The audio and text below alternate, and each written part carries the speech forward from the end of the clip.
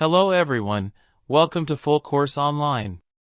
In this video, I'm going to show you how to check the number of cores and threads in your Intel processor.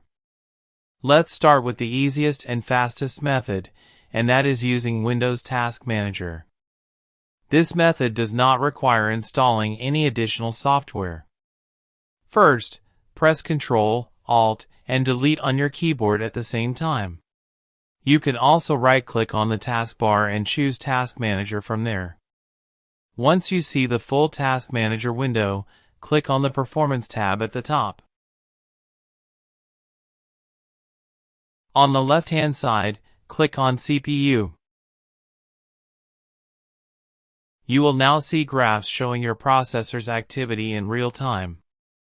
Look carefully at the bottom right section of this window. Here, Windows displays detailed processor information.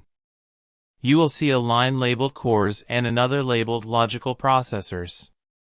The number next to cores represents the physical cores inside your Intel processor.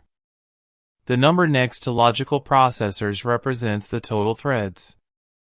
If your processor supports hyperthreading technology, the number of logical processors will usually be double the number of cores.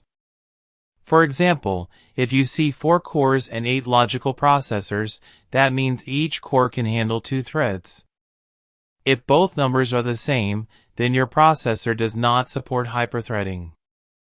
This method is quick, simple, and works instantly on any supported Windows system.